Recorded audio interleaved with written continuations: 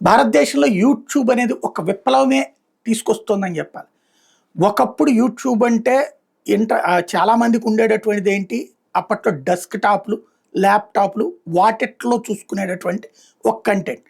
But ఎప్పుడైతే Jio data system వచ్చేసిందో, ఆ తర్వాత ఎయిర్‌టెల్ వాళ్ళు కూడా పోటీలు పడి డేటాలు ఇచ్చేయడం బిగించేశారు.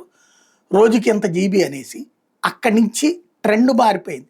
యూట్యూబ్‌లు, రీల్సు, సిస్టము అంతా కూడా. భారతదేశంలో ఇప్పుడు 800 కోట్ల రూపాయలు రాబోయేటటువంటి 2 ఏళ్లలో పెట్టుబడులు పెట్టడానికి సిద్ధమని చెప్పి ప్రకటించింది యూట్యూబ్. ఇదే సందర్భంలో 850 కోట్ల రూపాయలు. ఇది ఒక ఎత్తు అయితే, టోటల్‌గా 2.5 కోట్ల మంది ఫాలోయర్లు ఉన్నటువంటి వ్యక్తి ప్రపంచంలోనే నరేంద్ర మోడీ అన్నటువంటి విషయాన్ని ఈ సందర్భంగా చెప్పింది. అంటే ఓ ప్రజాప్రతినిధిగా ఉండి 2.5 కోట్ల మంది ఫాలోయర్లు ఉన్నటువంటి ఏకైక వ్యక్తి అన్నది. లాస్ట్ ఇయర్ 100 మిలియన్లకు పైగా భారతీయ YouTube channels video content upload చేసినాయి. ఒక్క సంవత్సరంలో 1 మిలియన్ కంటే ఎక్కువ మంది సబ్స్క్రైబర్లు, అంటే 10 లక్షల మంది సబ్స్క్రైబర్లు కలిగి ఉన్న భారతీయ యూట్యూబ్ ఛానళ్ళ సంఖ్య 11,000 నుండి 15,000కు పెరిగిందని యూట్యూబ్ ప్రకటించింది.